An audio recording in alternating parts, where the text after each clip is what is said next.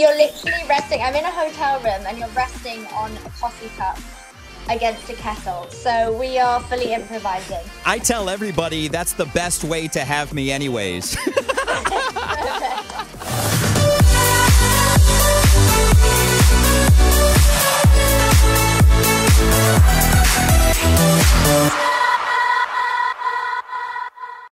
Georgia Koo, I know we've only got a little bit of time to chat, but I really want to talk about all of the smashes you've helped write.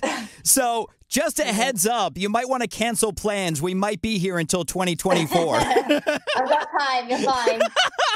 Georgia, welcome to America's Dance 30 for the first time. Thank you. Thanks so much for having me. Congratulations on your smash. You got me with TELYKast going #1 last week. That's so incredible. I know, it's so good, so exciting. Been waiting for this moment. I wasn't sure whether it would come, and now it has. It's so cool. Well, not only that, but congratulations on 3 #1s in 1 month, which has to be a record. I know, it's pretty cool. It is cool. Very, very grateful for all of that. Because, of course, we found out that you had your hand in writing No Sleep with Regard Ella Henderson and Rita Ora and Fatboy Slim praising you, which is so mind-blowing. Yeah, it's crazy. It is crazy to see it all like in front of you as well. It's wild. Is this the biggest month of your career? Yeah, I guess to see that. I've never really seen that firsthand, like all of them happening all at the same time. I think maybe like 2 years ago when I featured on an Alan Walker song, and I was also featuring on a Felix Yen and Robin Schultz song. That was also quite a big year as well because I was doing quite a lot of features. So yeah, I guess since then it's like, yeah, definitely up there. It's so nice to like be consistent though. I feel like I'm always working, and when it gets to that point where like the work pays off, or the work that you put in pays off, it's a really cool moment. So when you've got that many songs out, is it hard to keep track of everything? Honestly, that's like the music industry. I just feel like you've always just got to be in the game. And, there's some songs that you write like 7 years ago and then they just all of a sudden come out, Sometimes they're not all working at the same time and then they all just come out at once. It's just, so I guess it is hard to keep track when it happens like this.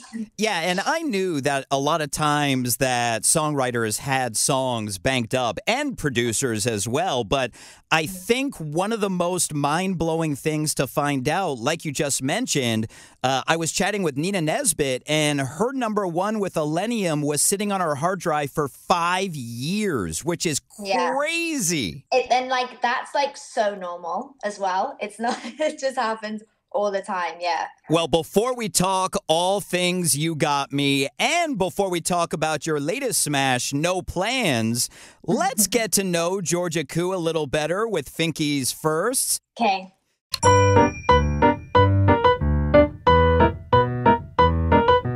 So I always love hearing the origin story of artists. I read that you actually wrote your first song when you were 15 and started learning music at 16, right? Yeah, I remember writing my first song with like no instrument, literally just words and melody in my room when I was 15. And then I left school at 16 and started to study music.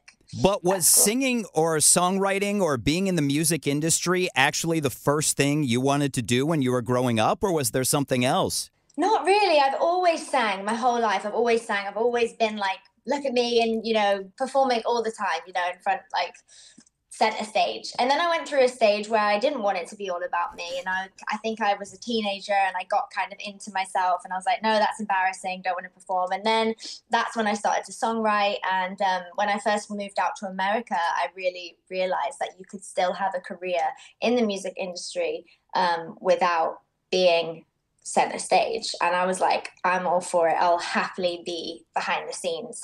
And that's when it really took place. So it wasn't until, I left school, like I said, at 16 and studied music, but it wasn't until I really ventured out to America and moved to LA that my career really took off. But it's awesome in your situation that not only are you having success behind everybody else, but you're also having success up front as the performer yourself. It is a nice feeling. There is something about seeing your own name on there.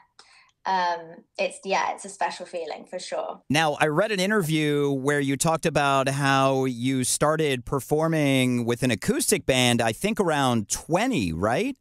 Yeah, I was doing some acoustic stuff just around London. That was earlier on. But yeah, it wasn't really, like I said, until I went to LA that my career itself, as in having a professional career as a songwriter, really took off. Do you remember the first time you ever performed in public?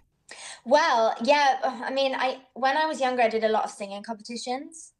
So I kind of built it up then. And then when I also studied music, it was very much like I studied music. It was like composition and performance. So we kind of got chucked on stage and just kind of had to do it. So yeah, I think I was starting to do singing competitions from the age of like 15. When you came to the States, did you do stuff like American Idol or The Voice or anything like that?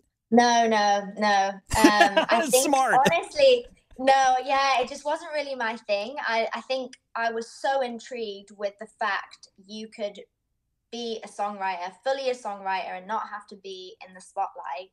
I was just all for that. I think it kind of scared me. I mean, being from the UK, obviously it's a lot of a smaller industry. So going out to the US, I think it scared me being an artist, to be honest. And that's when I was like, whoa, if you can actually just be a songwriter and be behind the scenes, like, I'll take it. And then I signed a record deal 3 years later. So something changed along the way. Well, as we mentioned, you are celebrating 3 number ones in 1 month with helping write No Sleep with Regard Ella Henderson. You helped write Praising You with Rita Ora and Fatboy Slim. Not only those, but of course, you've helped write some huge smashes. In fact, can we pause for a second so that you can flex on these big names and big songs that you wrote? Name names, show the receipts. Oh, not very good at that. No, come on. Oh God. So yeah, I mean, I guess my first like big success was a song called "Scared to Be Lonely" by Martin Garrix and Dua Lipa, which blew my mind to find out that you were a part of that too. Yeah, and then I think like probably the next biggest record was a song that I also wrote and I sang on called "So Close." That was with Felix Yen and Noted. Yeah, and you not only that, but you have also written for some huge pop artists as well. But do you remember the first song that you wrote at 15? Yeah, I do actually. I can't even remember what it's called now, but yeah, I do. Oh, I think it was called "I Knew." Solid title, really solid title. I've definitely grown in my songwriting technique since then. But yeah, it was about I had a boyfriend, and I just knew that I didn't want to be with him, or kind of wanted to break up with him, and it was it's probably savage. It's savage, and it was my way of just being like, yeah, I just knew it wasn't right, and I kind of wanted to get out of it. Did you use that song to break up with him? I should have. God, can you imagine? Absolute savage. Oh my God, that is hilarious. But you know what? It just shows that when you're going through a certain time, I'm so lucky and grateful that when you're going through something that I can just go to the studio and just like kind of get everything off my chest. That I feel like a lot of people wouldn't know how to, like, they wouldn't know what to use to get that out, maybe if you journal or whatever. And I think being able to songwrite is just like such a gift and so amazing to like just get all those feelings out, you know? Yeah, absolutely. And I've told a bunch of friends who are going through stuff, because I actually started writing poetry in high school, and it really got me through a lot of hard times, just putting feelings to paper, whether it's good or whether it's crap. It just feels so much better to get it out. Yeah, 100%. Of course, you've heard your songs on the radio a lot because you've got so many songs that you've written. Do you remember the first time you ever heard your song on the radio? Yeah, I do actually. And it's really funny. I think I can't even remember what I was doing, but it was either like I was about to get in the car and then I forgot something. So I like ran back in to get something else. And then I got back in the car and I turned the radio on, and then Scared to Be Lonely came on, and it was so wild because if I had just missed the moment, if like I think that minute of me running back, or the timing just would have been off, and I just felt like it was just crazy because as soon as I turned it on, literally they were introducing Scared to Be Lonely. Yeah, and then the other feeling of just hearing your own, like your actual own voice on the radio is just absolutely wild too. That's how I felt was so close. It's a shame though, because I'm not currently in America, so I haven't really got to hear You Got Me firsthand on the radio. A lot of people have sent me like videos and stuff. But yeah, it kind of sucks because I'm like, it would be so cool to hear it again, but hey ho. Well, two things. First of all, they always say that everything happens for a reason. Like when you're stuck in traffic, they say that, okay, well, that's maybe God making you a little later because there was an accident further up that you didn't get into. So it happened for a reason that you had to go back. Secondly, was it weird hearing your own voice on the radio? Did you sound like you? Because they say that you don't sound like yourself when you hear you. I mean, I listened to that song probably about 3,000 times before it was on the radio. Like the journey that these songs go before coming out, like, is one heck of a journey. So yeah, I think I was probably sick of my own voice by the time I heard it on the radio, to be honest. Same. I'm sick of my own voice too. Now, you wrapped up last year, an amazing year for you, with 300 million streams through 183 countries, which is just incredible.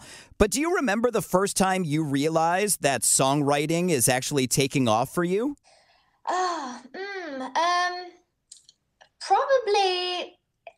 Probably when Scared to Be Lonely just started doing so well, because we have all of these songs, and I have so many songs still in a Dropbox, and I had some songs that came about like before Scared to Be Lonely. But I think it really isn't until you have something that you are constantly hearing on radio that you're seeing, I mean, the streams just go up and up and up. And you get to like see it on the charts and how it's moving, and even just the amount of people, like in every country. I was living in the US at the time, and the amount of people where, my family were in Spain, I had friends in the UK, like people were just sending me videos of it, just, oh, your songs on the radio, songs on the radio. And I think it becomes more real when more people are like noticing it as well. So yeah, I mean, although I did a bunch of songs leading up to that, when you actually have something that really starts to pop off, I think that's the moment where you're like, oh crap. And then it gets even worse, because then you're like, oh shoot, I have to top this now. What's next? And that is like the bittersweet part of being a songwriter. It's like you get something and then you're like, okay, what's next? And you probably say to yourself, okay, I have to turn off my notifications at this point. Yeah, kind of true. Now, finally, in honor of your latest smash, No Plans, what is the first thing you like to do when you don't have any plans? Well, this is a perfect example. I'm on holiday right now. If you ask anyone about the amount of people who are like, you're literally always on holiday. Because I mean, to be fair, this has been the year of holidays. And it's not just because I'm not doing anything with my life. Obviously, I do work hard, I promise.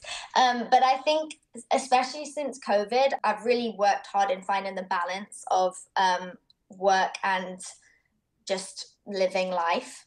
And since moving back to the UK and being closer to my family, I just feel like, I mean, literally this week I had looked at my schedule and it was pretty open. I had no sessions in the diary, and my friend had asked me if I wanted to come away on holiday, and I was like, yeah, sure, let's do it. And I think your life's too short, the balance when you put the hard work in. I need to be re-inspired, and going away and doing those and making new memories, having new experiences, I think is just a whole like a huge part of that. So yeah, when I've got no plans, especially when it is August and there's still no sun in London, I'm like, okay, I'm chasing it. Wherever it is, I'm there. So yeah, I'm in Portugal right now because that's where the sun That's is where the in sun Europe. is.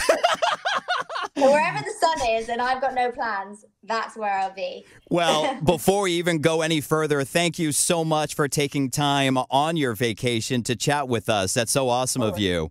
Thank you. Let's talk about your number one smash, You Got Me, with TELYKast. When I was chatting with them last week about the song, they told me the history about how it started a long time ago with Cream, which was so crazy. How was the song born on your end? Yeah, so gosh, this it must be about 5 or 6 years ago. Yeah, same situation. So it was just a session with Cream. It was going to be for them. It was with another songwriter called Alma. And it was just us in the room. It was me, Alma, and the Cream guys. And they were really interested. They did a version. I think for a while, we thought they were going to put it out. And then I'm kind of sure it also went to someone else and it was going to be another kind of collaboration. And then TELYKast heard it, and this was a few years ago. And I think they always loved it. But what I love is that they kind of held out for the right moment, and this just shows that it was the perfect moment because I had so much going on feature wise. I just couldn't commit to a possible release date or a time slot. So I think timing is key, and the fact that it was written so long ago, the journey has been such a in and out journey. But yeah, it's just from there to here, it has been about 6 years. But yeah, it just proves that it was worth the wait. So crazy. Now, as a songwriter who's got so much banked up, do you kind of just write your stuff and let go of it, or do you constantly think about the stuff that you've got in the past that you're holding on to? All the time, honestly, like because my Dropbox has so many songs in, honestly, if I showed you it, and there's some songs like you say I will forget about completely, and then some kind of brief will come up and they'll be looking for something in this genre or this style, and then I'm like, oh, I have something like this. And what is kind of what happened with You Got Me, as music evolves, the great thing about having a good top line is that you can always change the music to fit whatever we're coming into, whatever genre or the vibe of this, dance goes into more like drum and bass or whatever. You can just change that stuff to make it work. So it's nice to have stuff that you can literally just go back to and kind of evolve it a little bit to make the current times. So yeah, but it's a mix. Sometimes I completely forget about songs and I'm like, oh my gosh, and my manager will remind me of it, or like say, let's pitch this, and I'm like, oh my gosh, sometimes she'll send me a song and be like, oh, this song, someone wants this, and I'm like, I didn't write that. And no joke, I will listen to it and I'll be like, oh my gosh, I remember this song. Like, I'll actually forget that. I don't even remember the title. It's so crazy. It's pretty bad. But it's just because there's just the roster. There's just so many songs. That is so insane. Wow. Yeah, TELYKast had mentioned that the version of it kind of changed through the years from it going from Cream to them. But did the top line change at all? Did you go back and change anything to the original? No, that is literally my vocal from 6 years ago. Wow. Wait, you didn't even re-record it? That was the original demo? No. Yeah. Wow, it sounds so good. Yeah, like ad-libs and everything. Like, I didn't even add anything like that. That's exactly how it was. Yeah. That is amazing. Well, let's talk about your new smash, No Plans. How was that song born? That came out of, I had just left LA. I had no idea whether I was going to go back to LA because it was like pretty much locked down, and me going back to my home country I didn't know whether I could get back into America since I'm not a citizen.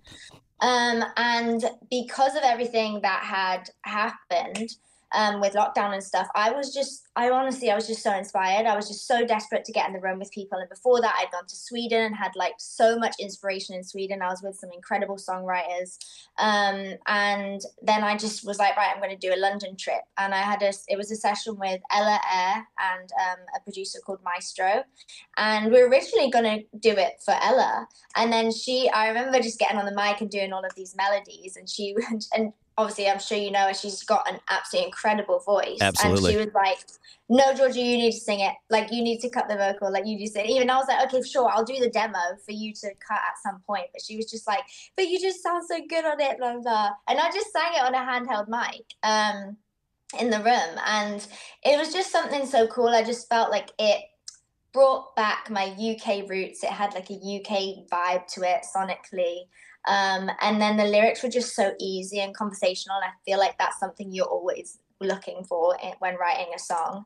And yeah, I don't know, there's just something that clicked with it. And obviously Ella and the guys, they were happy with me to have it for myself. And when she said, no, you should do it, it was just like a click moment of like, you know what, I actually really enjoy singing this, and I do feel like it's me. And yeah, I don't know. And then we sent it to the label, and they absolutely loved it too. And we just did some additional production on it. I recut some of the vocal because I was like, I can't just do a version of it. Like, you know what I mean? Sometimes you can get away with it, but I was like, let's just clean this up a little bit. So yeah, that was it really. And then we put it out, and it's doing really well. It's doing really well. I'm really happy with the way that it's going. So hopefully it's onwards and upwards. Is it tough as a songwriter who gives so much away to decide what you're going to give to other artists or what you're going to keep for yourself? Yeah, it is quite hard, to be honest, because being a songwriter and an artist at the same time, if an opportunity comes around and you're like, it's undeniable that you should give it because the artist is a big artist, you know it's going to do really well, or you hope that it's going to do really well. You never want to be that guy to be like, no, I'm keeping it, you know, because as a songwriter, you want the best for your songwriters. You want to champion each other. And I've never been that person to just be like, if there is a better opportunity, I usually will give it and be like, you know what, yeah, I want the best for all of us here. And maybe, you know, if it is an A-list artist, it will probably be better for all of our careers, including my own. But yeah, it can be hard sometimes because, you know, if I did notice, and I think this is the biggest reason why I ended up becoming an artist too, is that when I write songs, I feel like I put everything in them and you can hear it in my voice. And maybe that's just because I am an artist and I wrote it. But when there's been sometimes, you know, you'll give it to other artists and they'll cut it and you're like, oh, I really want them to have this song, but I don't believe them. Like, I don't believe it. Like, I can't hear it in their voice. And Name names. Absolutely not. Okay. As it get me in trouble here. But yeah, no, that can be the hardest thing. And sometimes they'll recut it again and you'll just say, can you just give me a little bit more like grit or like, you know, energy or whatever. And that'll make a lot of difference. But that can be a hard thing of deciding between it. But that's the good thing about also being in dance music, because a lot of the time you're not really giving it to an artist, you're giving it to a DJ. So you don't really, that's why a lot of them ask to keep my vocal on it. And that's where I've kind of had more success in the dance world, because my vocal has stayed on those songs. And then it's just been kind of rolling off the back of them. So yeah, it's nice to wear all hats though. Well, you do such an amazing job at it. No words can properly express the congratulations on all your success. It is so amazing. Not only on the #1 with TELYKast, You Got Me, No Plans, your own song, and of course the umpteenth number of songs that you have written for other artists. Georgia Koo, thank you so much for your time on America's Dance 30 with us. Thank you. Thank you so much for having me, and I really, really appreciate all of that. Thank you.